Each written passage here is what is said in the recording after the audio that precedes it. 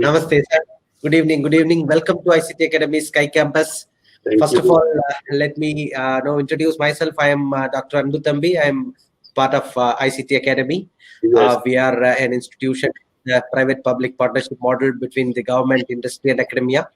We work with no more than 1,000 institutions across India, higher education institutions, basically your institutions, to support the educators, to work with the corporates to bridge the so-called skill gap between industry and academia. We are doing our bit of efforts to train the teachers and students in colleges. And this session is very, very exclusive, and we are very, very delighted to have you on this session. In the last 45 days during this lockdown period, we decided we should support the educators because students are taken care by the teachers in respective colleges. But we thought we should support educators on giving them whatever possible knowledge or learning right from there at home. So we will support them. So we started with industry experts, industry leaders talking on different topics, different technologies, and we were fortunate to have the chairman of AICT, NBA, NAC speaking in the last sessions. And we in fact tried you for a long time, and your schedule were always busy. And now we are very fortunate to have you. First of all, we thank you on behalf of ICT Academy and this entire community of educators for accepting and to deliver this session, a very, very super session. With the senior most policy maker of our country, Professor DP Singh, who is the chairman of AICTE. I think Professor DP Singh needs no introduction to this specific crowd because all are educators from the higher education ecosystem. Specifically, they are from the engineering colleges, arts and science colleges, and universities. You will all know him as a chairman of UGC, one is the top body of the government of India. Now, Professor Singh has enormous amount of years of experience of more than 35 years in educational planning and administration. He has been with NAC, and he has been as a vice chancellor for various universities, and he is in this academic ecosystem for more than 3 decades. I think that that gives us a very, very strong point on listening to you, taking a lot of takeaways from this session, and go back and implement in several colleges where these participants are now we are just crossing 2,000 participants who have joined. We are hoping that 1,000 plus will join in the next 2 to 3 minutes because they will have technical glitch to come in as early as possible. So with that introduction, let me once again welcome you on behalf of ICT Academy. And first, I'll request you to deliver your initial talk, and then we have also told about your speech to our educators, and many educators have sent a lot of questions to us. So we thought we will take up those questions with you and get some focused answer for us to go on. So over to you, sir, to your opening talk. Okay, namaste and good evening to everybody. Dr. Anbu Thambi, Honorable President of ICT Academy, Dr. Raghav Srinivasan, General Manager, Government Initiatives, ICT Academy, our respected chairpersons, directors, deans, principals, faculty members, my all friends from the educational fraternity who are participating in this super session on future of education, a very pertinent and timely topic. I hope that you all are taking good care of yourselves as we fight the COVID-19 pandemic. I'm glad that this initiative of the ICT Academy has given me an opportunity to interact and share with you the various measures UGC has taken to address issues and concerns of the higher education fraternity and its stakeholders, arising out of the COVID-19 pandemic and also the quality initiatives taken by UGC in higher education. Dear friends, we are all aware that COVID-19 pandemic has had a global impact. It is an unprecedented crisis which has forced almost the entire world in a state of lockdown for months now. Social distancing or physical distancing has become the new norm. We have witnessed the countries having the most advanced healthcare systems are finding it difficult to fight against this virus. But we have to be resilient in these difficult times, and we'll see light at the end of the tunnel. For us, friends, the educational fraternity, the pandemic has struck at a time when our institutions would generally be busy with completing the syllabi, holding examinations, declaring results, and planning for admissions for the next session. During this period, many initiatives have been taken by MHRD and UGC and all other agencies in view of the COVID-19 pandemic. We are working tirelessly for higher education institutions and our stakeholders. After the COVID-19 pandemic and subsequent national lockdown, UGC has issued many appeals, many advisories, sometimes directives to universities, colleges, teachers, and students regarding safety and health of all the stakeholders, preventive and precautionary measures, mental health, etc., for the safety and health of the students, the faculty, and the staff. To address the anxiety and stress among the students due to the uncertainties during lockdown, UGC came out with guidelines on examinations and academic calendar. Efforts have also been made to maintain dispersal of fellowships and scholarships in a smooth manner. A task force and a helpline for redressal of grievances, and also advised all the universities to respond to queries and grievances regarding examinations and academic calendar, and establish a cell for handling student grievances arising out of COVID-19 pandemic. We have also requested HIEs to consider fee-related matters in a sympathetic manner. In order to minimize the academic loss of the students due to the lockdown, UGC shared the details of online initiatives of MHRD, of UGC, and its inter-university centers such as CEC, Consortium of Educational Communication, and InfilmNet, Information and Library Network, and advised all universities and colleges to engage in online learning so that the teachers and the students could make productive use of their time. I would like to share some of these initiatives which are related to online learning. As you are aware, SWAYAM, study webs of active learning for young aspiring minds, which is an indigenous platform and that offers massive open online courses, MOOCs. A total of 900 MOOCs have been developed so far. Another initiative is ePG Pathshala. E-content has been developed by UGC in 70 PG subjects with 24,000 modules and 723 papers. 60 lakh learners have accessed ePG Pathshala. In UG subjects, CEC, which is our inter-university center at Delhi, has developed e-content in 87 subjects with 24,000 plus modules. As far as UG PG MOOCs are concerned, UGC has developed 141 PG MOOCs, while CEC has developed 320 UG MOOCs. 2,43,000 learners have benefited out of this. For the July 2020 semester, a total of 634 courses are being offered, which includes 82 UG and 42 PG non-engineering courses. Registration for these courses has already started. 6.78 lakhs learners have registered for 634 courses, and 95,000 plus learners have registered for 82 PG, UG, and 42 PG non-engineering courses till date.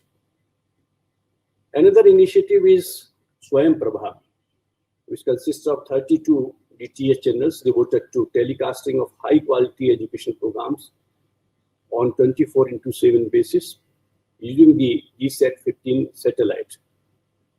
Another initiative is Shodh Ganga, which all of you are aware, which is actually maintained by the InfilmNet. It is a digital repository platform of 260,000 Indian electronic theses and dissertation for research students. eShodh Sindhu provides current as well as archival access to more than 10,000 core and peer-reviewed journals. Another portal of InfluNet, which is again IUC of UGC, is Vidwan, which is a database of 55,740 experts, which provides information about experts to peers, prospective collaborators, funding agencies, policymakers, and research scholars in the country. National Digital Library is an initiative of MHRD, which is facilitated by the IIT Kharagpur. It is a virtual repository of learning resources with a single window search facility. It is designed to provide support for all academic levels, including researchers and lifelong learners, all disciplines, all popular forms of access devices, and differently abled learners. The e-resources have been prepared by experts and cover a wide range of subjects and courses. MHRD is planning to launch One Nation, One Digital Platform portal with single integrated search for all the e-resources available at all the levels. Friends, I would now like to share with you the measures UGC has taken in the recent past with a focus on qualitative improvement of higher education systems in the country. We need to ensure that every student who is a part of higher education system shall have a minimum acceptable standard of education.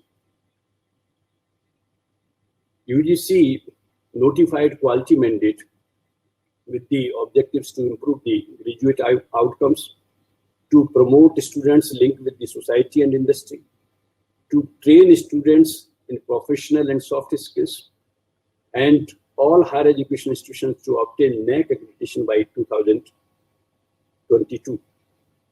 A number of initiatives have been taken under quality mandate for the students, for the teachers, and institutions in general. I would like to make a mention for the benefit of the distinguished audience, the academic fraternity, some of these initiatives, which include Diksharam, which is a student induction program, then Gurudakshata is a faculty induction program for all the newly recruited teachers, and we at UGC through a regulation have made it mandatory for all the newly recruited assistant professors to go for it, which is of 1 month's duration, and it will be organized by the Human Resource Development Centers and the National Resource Centers under the MHRD in different institutions. Then we launched one scheme, STRIDE, scheme for transdisciplinary research for India's developing economy. And the purpose is to focus and promote socially relevant, locally need-based, nationally important, and globally significant researches. Another scheme and the initiative of UGC is Paramarsh. That is actually a scheme mentoring of higher education institutions for accreditation. And under this, we have identified 167 best performing institutions to mentor 936 colleges and universities and to handhold them to develop their institutional profile and request them to apply for NAAC accreditation. Then another initiative is Mulya Pravaha, and which is for promotion of human values and professional ethics. Another initiative and very important one is Satat, which is for developing eco-friendly and sustainable campus. Recently, we have requested the universities to constitute teams of 5 to 10 faculty members for each of these UGC initiatives under the quality mandate, and prepare institutional implementation plans so that they are in place from the next session. I hope these efforts will prove to be a catalyst in transforming the quality of higher education in future. Friends, UGC is making sustained efforts to promote open and distance learning and online education, which is perhaps the need of the hour, particularly because of this COVID-19 pandemic. We came out with two regulations. One was related to the open and distance learning in 2017. Then another regulation we brought was related to the online programs in 2018.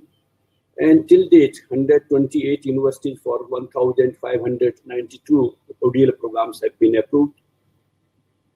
Online programs is actually the recent phenomenon, and therefore 7 universities for 37 programs have been separately approved for offering full-fledged online programs as per the provisions of the Online Programs Regulation 2018. Soon, more institutions will offer online programs under the PM E-Vidya program, which has been recently announced by the Government of India for promoting technology-enabled e-learning or online education. For this, UGC is revisiting the existing regulations about which I have just mentioned to facilitate more universities for starting online programs and to enhance permissible online component in conventional universities and ODL programs from present 20% to 40%, which is there under the SWAYAM Regulation 2016. We are also revisiting it, and this will facilitate all the about 1,000 universities of the country, which are of different categories: central universities, state universities, deemed to be universities, private universities. All of them can have this up to 40% online component along with the conventional, traditional type of face-to-face learning. So this will promote blended mode of learning in higher education. With this, there is a need to institutional preparedness and capacity building of the institution and also of the teachers, because technology-enabled education will play a very important role in future, for which we all need to put our efforts in terms of creation of infrastructure, preparedness of the learners and the educators. The universities will be required to develop digital infrastructure in a big way to provide access to crores of students together. They will have to develop an academic ecosystem in which the learners and the teachers could familiarize and integrate with the technological tools and techniques. Friends, here I would like to emphasize, I would like to reiterate the role of the teachers.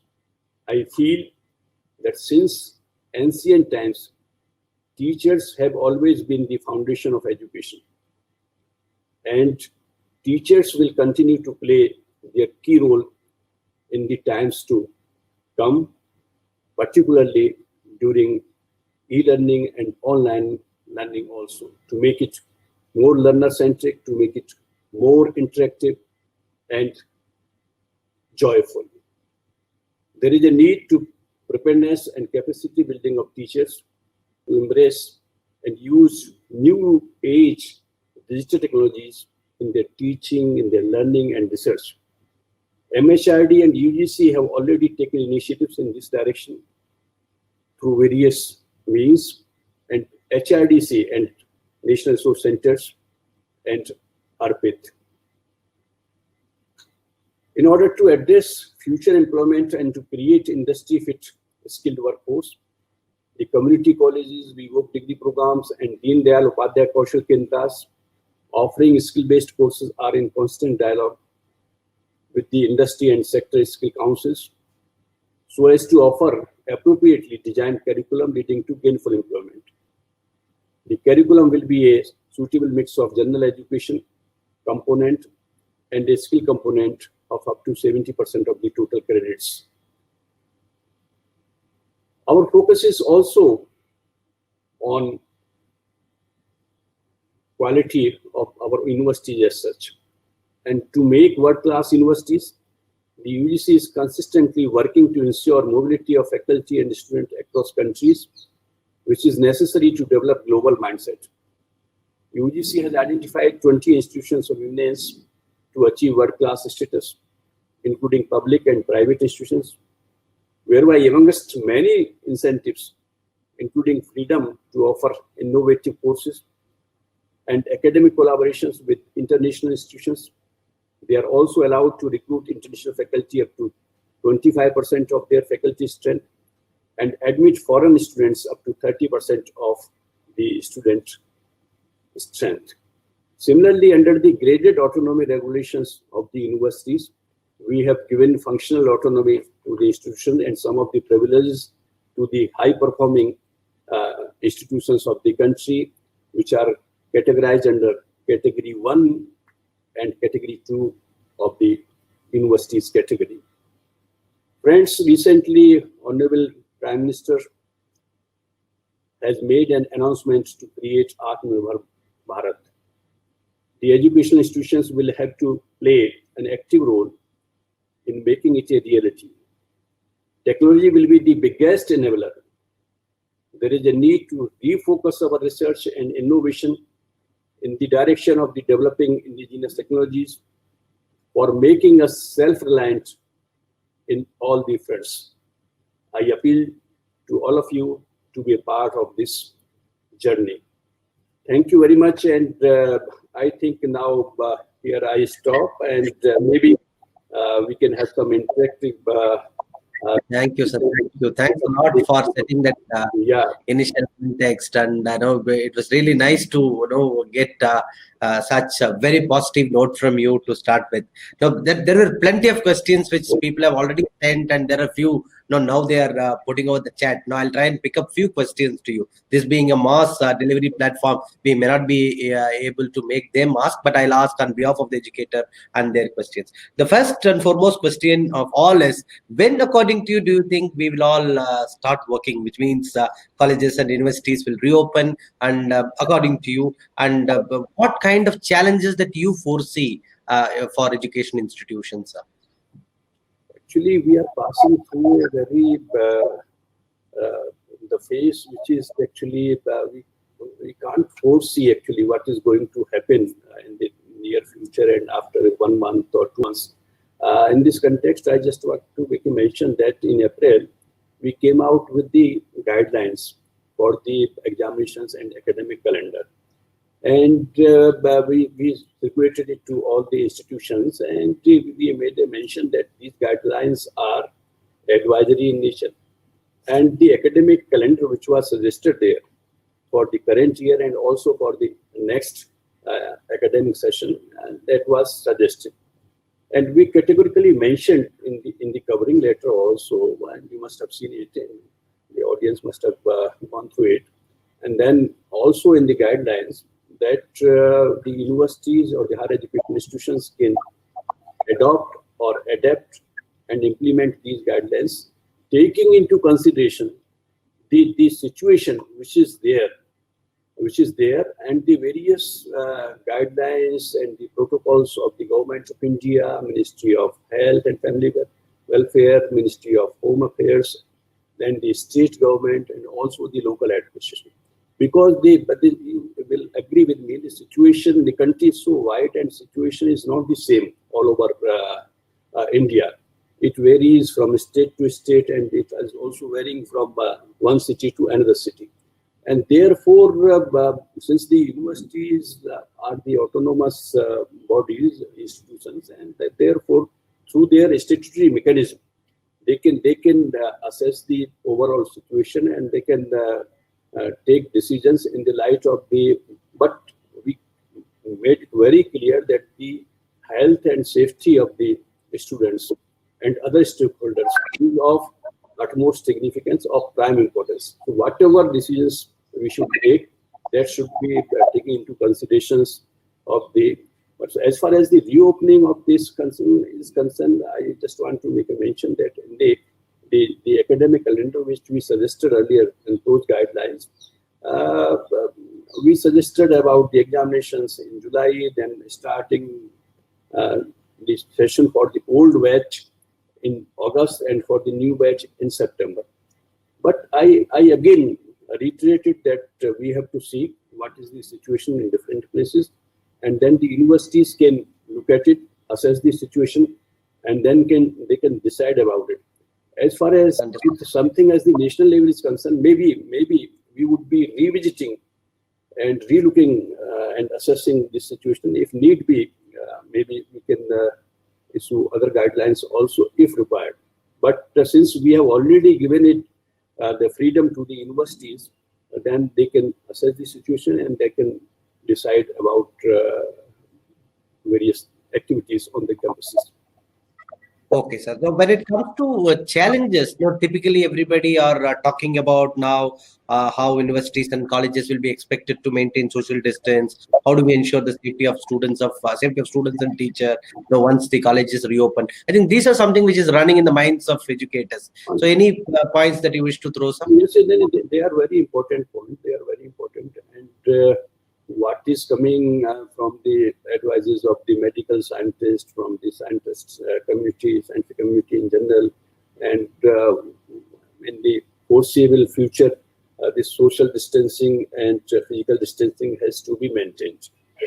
And for that, whatever the protocols are there, the government of India, the state government, and the local administration, I would advise all the institutions to follow them, and sanitizing, hand washing, whatever is possible, that should be done, and they should be whatever facilities are required for this purpose, that should be available on the campuses.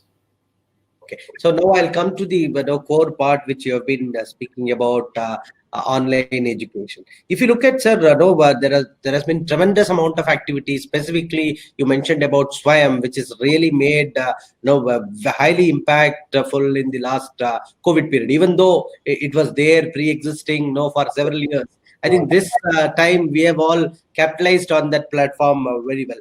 But at the same time, are we trying to replace the face-to-face traditional mode of education in some way? What do you, does a teacher need to worry about it? So what are your perspectives on that? I think the face-to-face teaching cannot be replaced. It has been there since the time of immemorial, from the time of Gurukul system in our country. And there is a significance, there is an important role of a teacher. Teachers are perceived as a role model. They are the friend, philosopher, and guide for the students, and therefore this face-to-face teaching is the best mode of teaching. But keeping in with the situation which is there, it asks for the online education and e-learning also. But another, as I mentioned during my initial remarks, this blended mode of education could be one method of teaching where we can go up to 40% online component, and then up to 60% the face-to-face teaching. So this will be available for all the universities, whether conventional or the ODL, they can have this thing. So that would be there. So we are not replacing it. Face-to-face teaching will continue. And I would reiterate, the role of the teachers has been important, it is important, and it is going to be rather more important and crucial during the time of this post-COVID-19, and particularly if one has to develop the e-content, who is going to develop them? We have to take help of the teachers.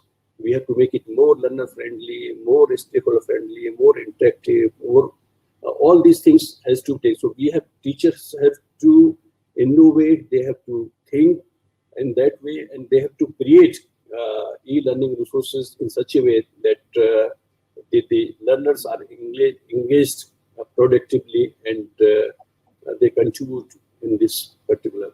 So that is face-to-face teaching will continue, and maybe we come to blended mode. But at the same time, as I mentioned, that under this online programs regulation, it provides another alternative for full-fledged online degree also, which has been there in the Western world in different universities earlier.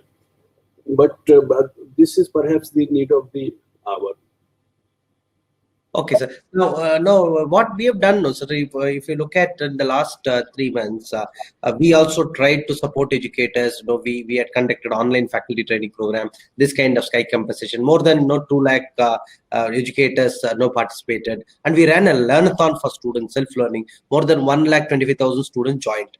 When this was the positive side of whatever we have been doing, but our colleges are our partners from the northeastern states and Jammu and Kashmir have been telling, so we are having internet issues, our students cannot participate, even though you are running so many things. We are helpless. So how are we going to address those issues, sir?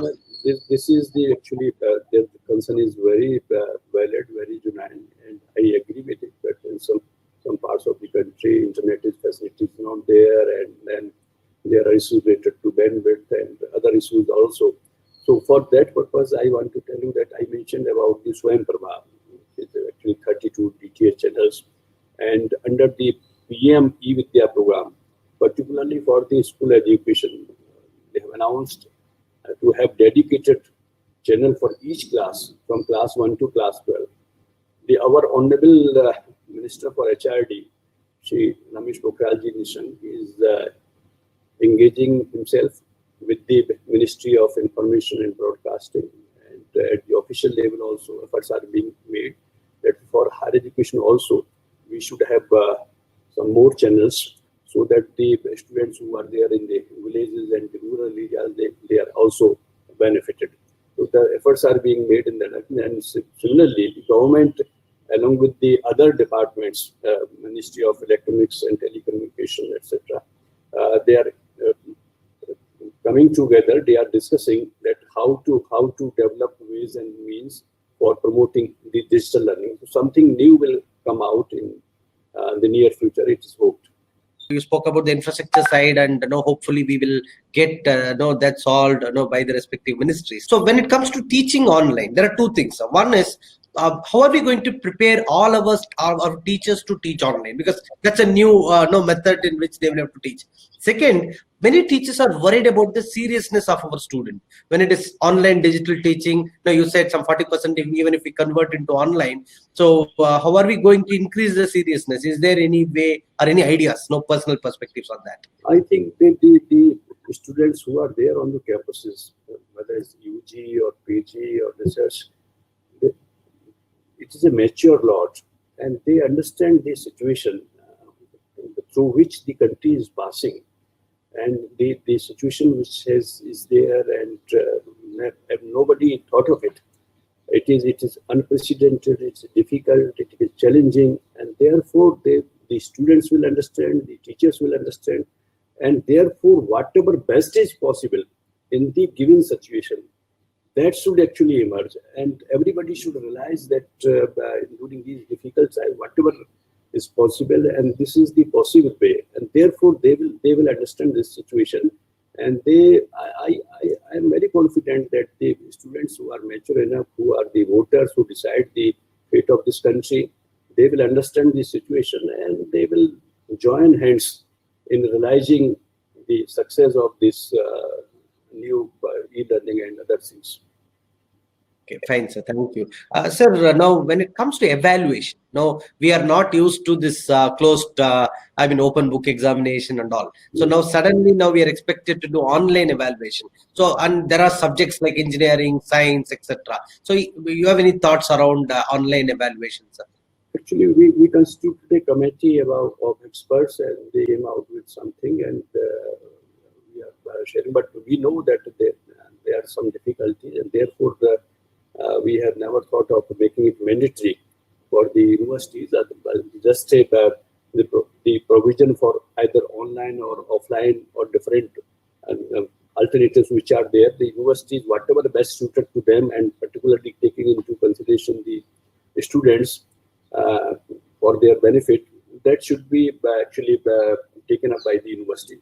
As far as the teachers' capacity building is concerned, I just want to inform this august audience that UGC is soon going to engage all the human resource development centers, which are 66 in the country.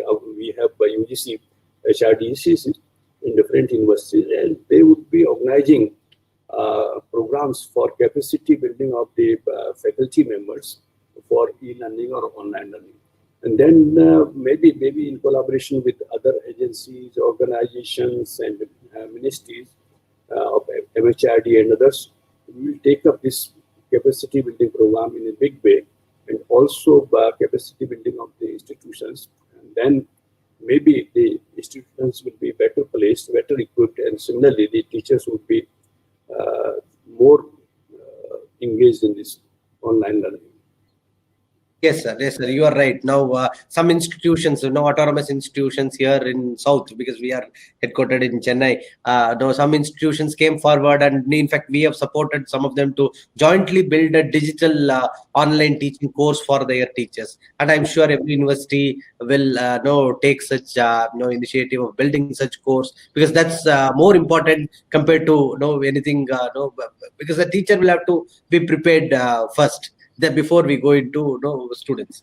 Sir, the next question is around the regulation. So you said online we are going to so are we expecting all these online hours, whether it be conducting seminars or whether it be attending FDPs, whether it be teaching on everything, we will regularize and it will be counted as a credit very formally. So can we expect that in the future for all subjects?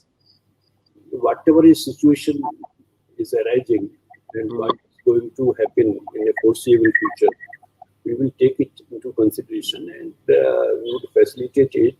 But again, whatever is done, that would be either in the form of advisories or need be in the form of regulation. As far as online education is concerned, I just want to make a mention that we constituted a committee for integrating both the regulations, the online programs related regulation with the ODL regulation.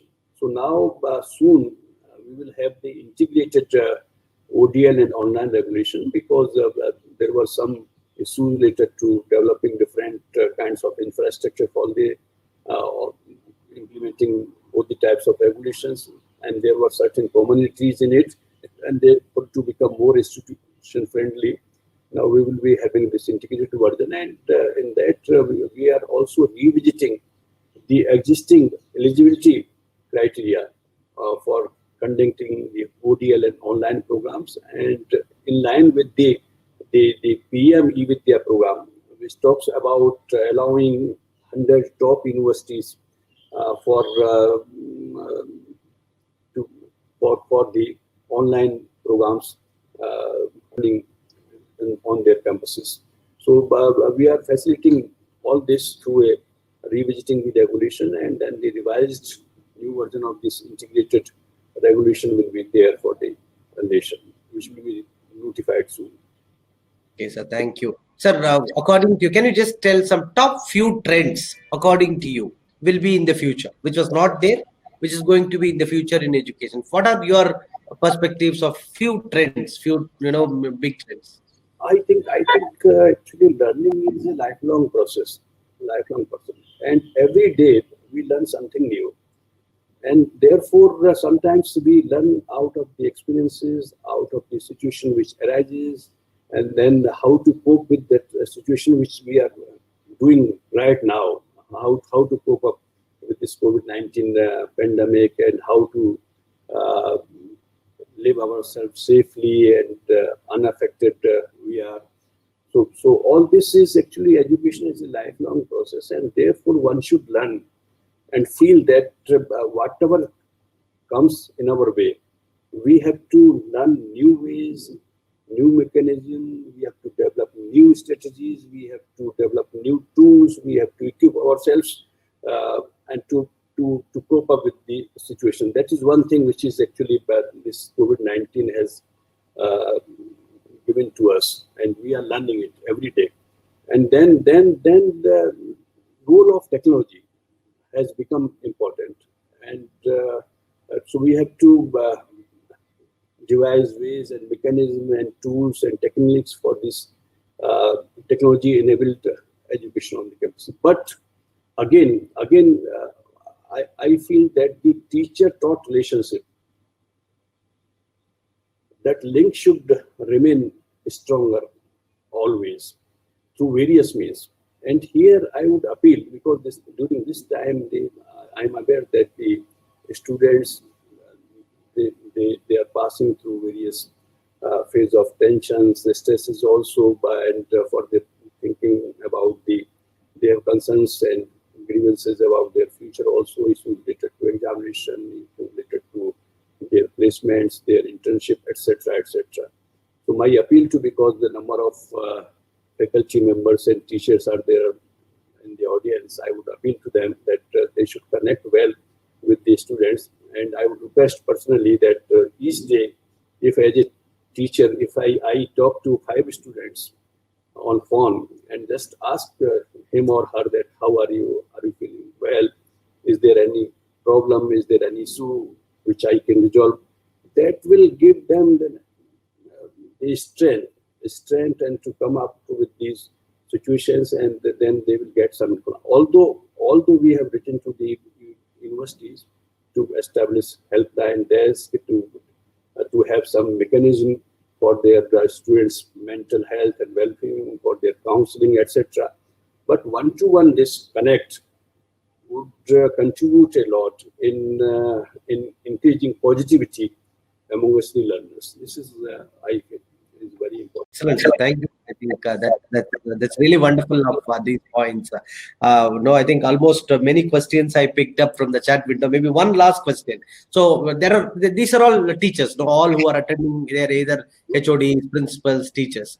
Now, if you can tell me some 2 or 3 core messages which they will take it to students, because every day they are connected online. So tell us few messages which they will take it to students during this lockdown time, and they should act on tomorrow. My request to Honorable, I have been a teacher and I know what the role of a teacher is. And I look at teachers as the torch bearers. I look at teachers as the nation builders. I look at the teachers as the friend, philosopher, and guide for the students, and they are the role models. And therefore, thinking at what if I have a son and daughter, or the daughter, whatever is we expect as a parent from the teacher of my son or daughter, that duty we should try to do. And one thing which I mentioned about to connect personally with the students and also to motivate them, to act as a motivator, to act as a facilitator, to act as a catalyst for the student, to guide them, to counsel them, to mentor them. That role the teachers should actually, particularly during these difficult times, should take up and then guide the students whatever is required in their way. And then they should also equip themselves for this e-learning and online learning. But again, I am saying that face-to-face teaching is the best way of teaching learning. But the crisis through which we are passing on, we have to promote this online education, and we are revisiting regulations. We are trying to develop the facilitation mechanism to strengthen the institutions for this purpose and also for capacity building. I wish the very best to the faculty members, the institutional heads, the deans, directors, and chairpersons who are there, and particularly the whole education system, the higher education institutions, the teachers, the head of the students. We are all for the students, and therefore we should think whatever we can contribute for the larger interest of the students, that we should try to do, particularly during these days. I am very happy to participate in this session organized by the ITL, and I compliment you for inviting me. Thank you, sir. Thanks a lot on behalf of the entire education fraternity for giving your valuable time. On behalf of our CEO, Mr. M. Shivakumar, my colleague, Mr. Raghav Srinivasan, who has been working with you, and your office also for their support. I thank you very much for spending your valuable time and giving your inputs. So today your session is witnessed by around 3,000 faculty members. We will also make sure this input is sent to all the faculty members, whomever we are working across India, more than 2,000 colleges should get this core message and build in positivity in them, and make sure that positivity passed on to their students, to make sure we have a very, very brightful future talent development for our nation, sir. Thank you very much, sir. And my best wishes to one and all. Thank you, sir. Thank you.